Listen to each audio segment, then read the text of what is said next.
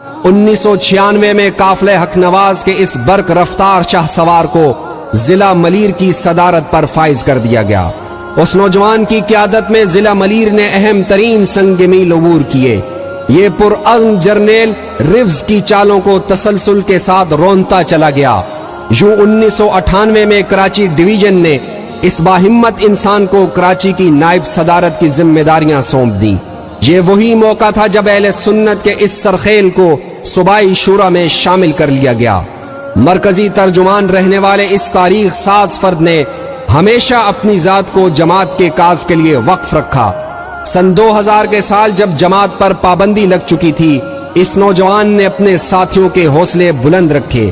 چنانچہ مولانا اعظم طارق شہید نے ملت اسلامیہ کے قیام کے بعد کراچی ڈویژن کی کنوینرشپ کے لیے اپنے اسی جانثار کا انتخاب کیا۔ سن 2000 کا سیاسی میدان سجا تو قومی اسمبلی حلقہ 258 سے مولانا اعظم طارق شہید نے اپنے اس روحانی فرزند کو میدان میں اتار دیا۔ سیاسی میدان میں اترنے والے اس امیدوار نے بساط پلٹ کر رکھ دی، مگر اسمبلی پہنچنے کے رستے اس شیر کے لیے مسدود کر دیے گئے۔ اس مرد کلندر کا وجود روز اول ہی سے سبائیت کے موت کے مترادف تھا۔ ریوز کی گردن پر پیر رکھے اس نڈر انسان کو رستے سے ہٹانے کے لیے کئی بار قاتلانہ حملے کیے گئے۔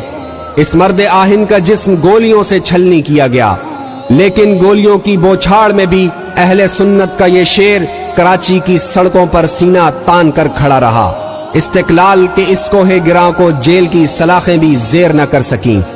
کراچی سینٹرل جیل ہو یا راول پنڈی اڈیالہ جیل، گجرانوالا کے زندان ہو یا بہاول پور کا قفس، صعوبتوں کی چکی میں پسنے والے اس صف شکن جرنیل نے عزم و ہمت کی نئی داستان رقم کر دی۔ انجینئر الیاس زبیر کی المناک شہادت کے بعد جب کراچی ڈویژن سخت مراحل میں تھا تو اس مرد کلندر کی دور اندیش نگاہوں نے کراچی ڈویژن کے لیے ڈاکٹر فیاض جیسے نوجوان کا انتخاب کیا، جبکہ مولانا احسان اللہ فاروقی بطور ترجمان اپنے منصب پر فائز ہوئے۔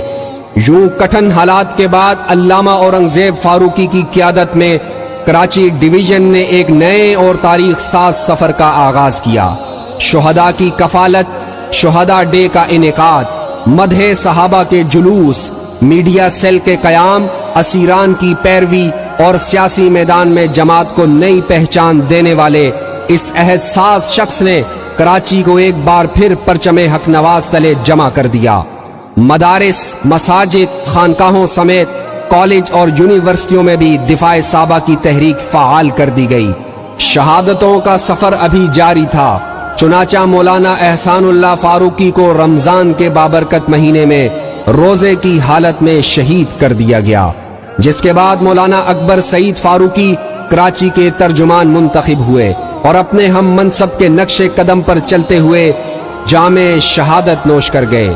شہادتوں کے اس تسلسل میں 2013 کے جنرل الیکشن کا انعقاد ہوا۔ علامہ اورنگزیب فاروقی کی قیادت میں کراچی ڈویژن کی جماعت اپنا سیاسی مینڈیٹ منوا چکی تھی۔